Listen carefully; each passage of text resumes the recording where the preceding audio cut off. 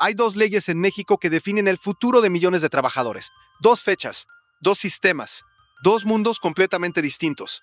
Y dependiendo del año en que empezaste a trabajar formalmente, uno de esos mundos es el tuyo para siempre. La ley de 1973 te daba el 100% de tu último salario al jubilarte. El 100%. Si ganabas 20,000 pesos el último mes antes de retirarte, recibías 20,000 pesos de pensión cada mes hasta que murieras. Y cuando morías, tu viuda o tus dependientes seguían cobrando un porcentaje de eso. Era un sistema que el Estado mexicano sostenía, que los patrones financiaban y que garantizaba que el trabajador no cayera en la pobreza cuando ya no pudiera trabajar. La ley de 1997 te da el 25%. Si ganas 20,000 pesos, tu pensión será de 5,000. Con 5,000 pesos tienes que pagar renta, comida, medicamentos y servicios en un país donde la inflación acumulada desde 1997 hasta hoy superó el 800%. Esa diferencia, ese abismo entre el 100% y el 25% es el fraude más grande que se le ha cometido a la clase trabajadora mexicana en la historia moderna del país. Y lo llaman reforma. El 3 de febrero de 2025, Claudia Sheinbaum firmó un decreto que modifica parcialmente la estructura del sistema pensionario vigente. No dijo que lo que firmó resuelve el problema, dijo que es un paso en un camino que el gobierno anterior también prometió recorrer y que, dependiendo de cómo se lean los números, avanzó menos de la mitad de lo que se necesita. Lo que Sheinbaum firmó importa, pero lo que todavía falta importa más. Y hay millones de trabajadores en este país que necesitan entender ambas cosas antes de que sea demasiado tarde para tomar decisiones sobre su propio futuro. 3 días antes de la firma, algo ocurrió dentro de la Secretaría de Hacienda y Crédito Público que ningún boletín oficial documentó, pero que varias fuentes con acceso al proceso de negociación describieron de manera consistente a medios especializados. El equipo técnico de la Unidad de Inteligencia Económica había preparado dos versiones del decreto.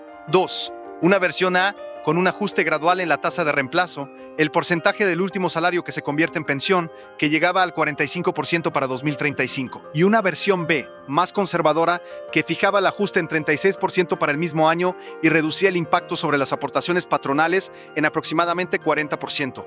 Respecto a la versión A, las cámaras empresariales y los representantes de las afores más grandes del país llevaban semanas presionando para la versión B.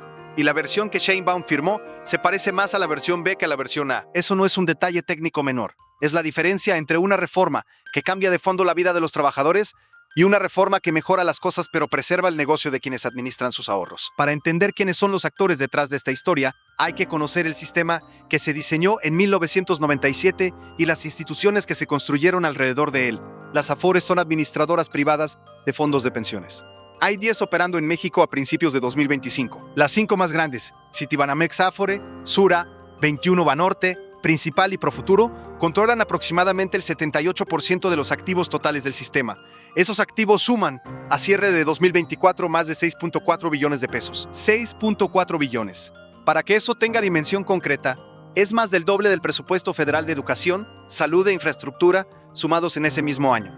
Las afores cobran comisiones anuales sobre esos activos. El promedio del sistema es 0,57%. Sobre 6.4 billones de pesos, eso genera ingresos de aproximadamente 36,480 millones de pesos al año para las administradoras.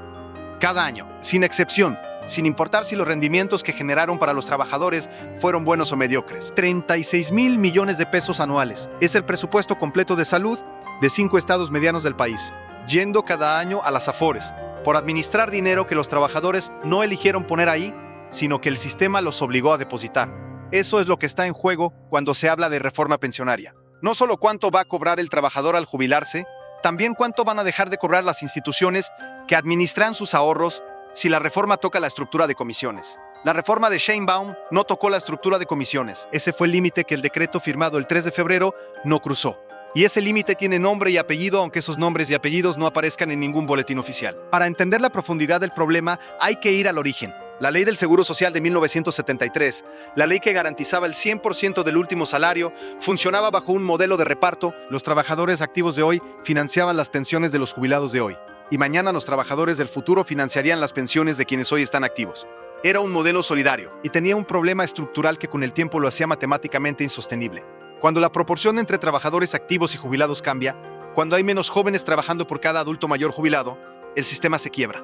En 1970, había aproximadamente 12 trabajadores activos por cada jubilado en México. Para 1995, Esa proporción había caído a 4.5 trabajadores por jubilado. Las proyecciones demográficas mostraban que para 2030 caería a 2.1. Con esa proporción, el modelo de reparto se vuelve insostenible sin un subsidio gubernamental creciente e indefinido. Eso es real. El problema demográfico es real.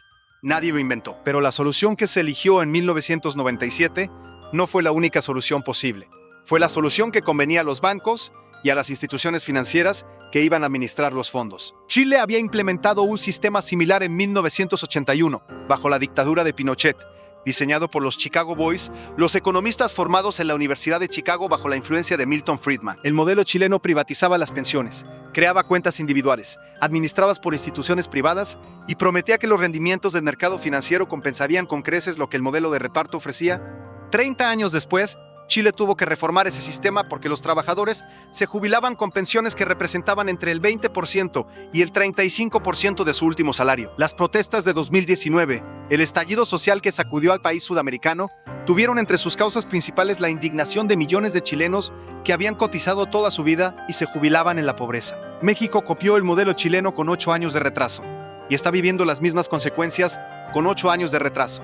El impacto humano de esta decisión, tomada en 1997, no es una estadística abstracta. Tiene cara, tiene nombre, tiene familias concretas. Hay 7.2 millones de mexicanos que tienen hoy más de 60 años y que cotizaron bajo el régimen de la ley del 97. De esos 7.2 millones, aproximadamente 3.1 millones de no tienen las semanas mínimas cotizadas requeridas para acceder a la pensión garantizada, que con el decreto de Sheinbaum sube a 6.310 pesos mensuales. 3.1 millones de personas mayores de 60 años que cotizaron al IMSS durante años, que les descontaron de su salario semana tras semana, y que cuando llegaron al final de su vida laboral activa, descubrieron que no alcanzan el mínimo. ¿Qué les pasa a esas personas? Reciben la devolución de su saldo acumulado en la Afore como pago único, un solo pago, lo que tengan ahorrado con los rendimientos que generó la administración privada en un cheque. Y después de ese cheque, no hay nada más del IMSS. Si cotizaron de manera intermitente durante 20 años y su saldo acumulado es de 180,000 pesos, eso es lo que reciben. 180,000 pesos para financiar 20 o 25 años de vejez. Son 750 pesos al mes si lo distribuyen en 20 años, menos que el salario mínimo diario. Esa es la realidad, que el decreto de Sheinbaum intenta comenzar a corregir. Y la palabra comenzar es importante. La firma del 3 de febrero estableció 3 medidas concretas que tienen efectos reales, aunque insuficientes. La primera es el incremento de la pensión mínima garantizada de 3,289 a 6.310 pesos mensuales, ajustable anualmente por inflación para quienes cumplan las semanas mínimas de cotización. La segunda es la reducción de las semanas mínimas requeridas para acceder a esa pensión garantizada, bajando de 1,25 semanas a 1,000 semanas para los trabajadores que a la fecha del decreto tengan más de 60 años. La tercera es un aumento gradual en la aportación patronal al sistema, que pasará del 5,1% actual al 7,5% para 2027 y al 9% para 2030, aumentando el monto que los empleadores están obligados a depositar en las cuentas de sus trabajadores. Esas 3 medidas son reales, tienen costo fiscal, tienen impacto en millones de personas, no son cosméticas, pero no resuelven la brecha de fondo. El sistema de ley del 97, incluso con estas modificaciones, va a seguir generando pensiones muy por debajo del 100% del último salario. Los actuarios del IMSS calculan que con las aportaciones modificadas y los rendimientos proyectados, el trabajador promedio bajo el régimen de ley del 97 va a jubilarse con una tasa de reemplazo de entre 35% y 40% para quienes empiecen a cotizar hoy y mantengan una trayectoria laboral formal continua. 35 a 40%, mejor que el 25% actual, pero todavía muy lejos del 100% que la ley de 1973 garantizaba. Y para los trabajadores que ya tienen 40, 45, 50 años y llevan décadas cotizando bajo el sistema actual, el efecto del ajuste en sus pensiones finales va a ser menor que para las generaciones más jóvenes, porque la mayor parte de sus años de cotización ya ocurrió bajo las reglas anteriores. El sistema tiene una red de actores que va mucho más allá de los funcionarios del IMSS y de la CONSAR. Tiene dimensiones que conectan con el sistema financiero internacional. Las 10 Afores mexicanas no son entidades aisladas, son subsidiarias o afiliadas de grupos financieros globales. Sura es una multinacional colombiana con operaciones en 9 países latinoamericanos. Principal Financial Group, detrás de Principal Afore, es una corporación norteamericana con sede en Des Moines, Iowa, que cotiza en el NYSE y que tiene más de 700,000 millones de dólares en activos bajo gestión a nivel global. Citibanamex, Afore, pertenece a Grupo Financiero Banamex, que tiene proceso de adquisición con Grupo Financiero Banorte después de que Citigroup anunció su salida del negocio minorista en México.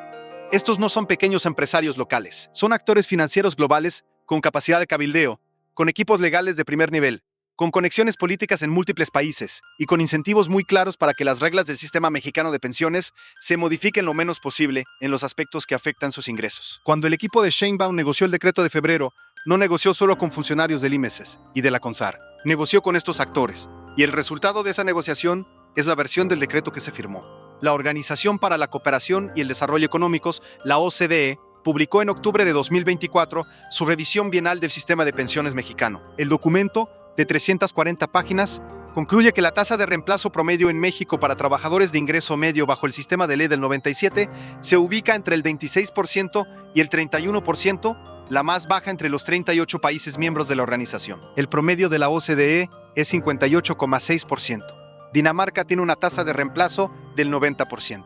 Holanda del 97%. México, con el 26%, es el último lugar entre las economías más desarrolladas del mundo en materia de suficiencia de pensiones. La OCDE recomienda en ese mismo documento que México lleve su tasa de reemplazo a al menos el 45% en los próximos 10 años para cumplir con estándares mínimos de protección social. El decreto de Sheinbaum, si se implementa según lo anunciado y si las aportaciones patronales se incrementan según el calendario establecido, llevaría la tasa de reemplazo proyectada a entre el 35% y el 40% para 2035. Mejor que hoy, pero todavía por debajo de la recomendación de la OCDE y todavía muy lejos del 45% que la propia organización considera el mínimo aceptable.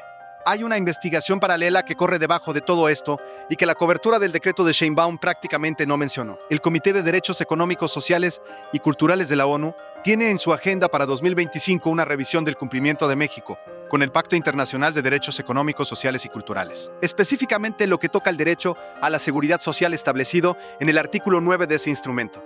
En preparación para esa revisión, organizaciones de la sociedad civil mexicana, incluyendo el Centro de Análisis Multidisciplinario de la UNAM y Fundar Centro de Análisis e Investigación, presentaron informes alternativos al comité donde documentaron que el sistema de ley del 97 no cumple con las obligaciones mínimas que México asumió al ratificar el pacto en 1981. Si el Comité de la ONU emite observaciones críticas sobre el sistema de pensiones mexicano en la revisión programada para el segundo semestre de 2025, eso va a generar presión internacional adicional sobre el gobierno de Sheinbaum para ir más lejos de lo que el decreto de febrero establece. No es una presión jurídicamente vinculante, pero es políticamente costosa, en un gobierno que ha hecho de los compromisos con organismos internacionales parte de su narrativa de legitimidad. La Suprema Corte de Justicia de la Nación también tiene pendiente resolver varios amparos presentados por trabajadores que argumentan que la diferencia en las condiciones de retiro entre quienes cotizaron antes de 1997 y quienes cotizaron después viola el principio constitucional de igualdad. Hay amparos que llevan años en espera de resolución. La reforma de Sheinbaum puede influir en cómo la Corte los resuelve, porque modifica el contexto legal en que esos casos se desarrollan. Pero los abogados de los demandantes señalan que la reforma no elimina la brecha de fondo y que los argumentos constitucionales siguen siendo válidos. Hay dos lecturas posibles del decreto firmado el 3 de febrero, y las dos tienen fundamento suficiente para que cualquier trabajador mexicano las tome en serio antes de decidir cuál acepta. La primera dice que Sheinbaum hizo lo que políticamente era posible hacer en este momento, que una reforma más profunda, que tocara las comisiones de las AFORES, que buscara una tasa de reemplazo del 60% o del 70%, habría enfrentado una resistencia del sector financiero y del sector privado que la hubiera bloqueado de contenido en la reglamentación, que en política avanzar el 40% de lo que se necesita es mejor que no avanzar nada, que el decreto es el primer paso de un proceso que continuará en los próximos años conforme el gobierno tenga más margen de maniobra político y fiscal. En esta lectura, Sheinbaum eligió lo alcanzable sobre lo ideal y eso es gobernar. La segunda dice que el decreto es insuficiente de manera deliberada, que el gobierno de Sheinbaum, como el de López Obrador antes, tiene límites claros en hasta dónde está dispuesto a confrontar al sector financiero que administra los fondos de pensiones porque ese sector tiene demasiado poder y demasiadas conexiones con el sistema político para ser confrontado de frente. Que las versiones más ambiciosas del decreto existían y fueron descartadas en negociaciones que el público nunca vio. Que los 22 millones de trabajadores bajo el régimen de ley del 97 van a seguir jubilándose con pensiones insuficientes. Y que eso no es una consecuencia no deseada de una reforma imperfecta, sino el resultado calculado de un sistema diseñado para generar ganancias para las instituciones financieras a costa de la seguridad en la vejez de los trabajadores. Las dos lecturas son consistentes con los hechos disponibles. La diferencia entre las dos no es técnica, es política. Y define si lo que Sheinbaum firmó fue un acto de gobierno responsable o una oportunidad perdida de transformar de fondo un sistema que lleva 28 años fallándole a los trabajadores mexicanos. El efecto político inmediato del decreto fue exactamente lo que el equipo de comunicación de Sheinbaum buscaba: Las redes sociales se llenaron de mensajes que explicaban el incremento en la pensión mínima. Los medios afines al gobierno destacaron el aumento en las aportaciones patronales como una victoria para los trabajadores. La oposición criticó, pero sin argumentos técnicos sólidos, porque la reforma sí mejora cosas reales, y atacar mejoras reales siempre tiene un costo político. Lo que la comunicación gubernamental no explicó con igual énfasis fue la brecha que persiste, que incluso con las modificaciones, el trabajador promedio de 40 años que cotizó regularmente toda su vida laboral bajo el régimen de ley del 97 va a jubilarse con una pensión que representa aproximadamente el 38% de su último salario si todo sale bien, si los rendimientos de su Afore son buenos, si no tiene periodos largos de desempleo, si el mercado financiero no tiene una crisis entre hoy y su jubilación. Si alguna de esas condiciones falla, el porcentaje baja. El 15 de septiembre de 2025 es la fecha que concentra la atención de todos los actores de esta historia. Ese día, el gobierno federal presentará ante el Congreso el paquete económico 2026, que incluye el presupuesto de egresos y la ley de ingresos. En ese paquete tiene que estar el financiamiento concreto para el incremento de la pensión mínima garantizada que el decreto de febrero establece. Si los recursos están ahí en el presupuesto, con líneas presupuestales claras y montos específicos, el decreto de Sheinbaum tendrá respaldo fiscal real. Si el presupuesto llega con recortes en las partidas sociales, si el gasto en seguridad social queda por debajo de lo que la reforma requiere, si Hacienda encuentra que el margen fiscal no alcanza para todo lo que el decreto prometió, entonces el 15 de septiembre será el día en que muchos trabajadores entiendan que lo que firmaron el 3 de febrero tenía más forma que fondo. Los actuarios, los economistas especializados en seguridad social y los abogados que llevan los amparos ante la Corte ya tienen marcada esa fecha en sus calendarios. Porque el presupuesto dice la verdad que los decretos a veces no dicen. Y entonces la pregunta que tú tienes que hacerte hoy, con tu número de seguridad social en la mano, con tu estado de cuenta de Afore en la pantalla, con los años que te faltan para jubilarte contados, es esta. Si el sistema que te prometió seguridad en la vejez te va a dar el 38% de tu sueldo en el mejor escenario posible, y si ese sistema se diseñó así desde 1997 y se ha modificado parcialmente pero sin resolverse de fondo en casi 3 décadas, ¿en qué momento el problema deja de ser una falla del sistema y se convierte en una decisión del sistema? Y si es una decisión, ¿quién la tomó? ¿Quién sigue beneficiándose de ella? ¿Y por qué ningún gobierno desde 1997 ha querido o podido cambiarla de raíz?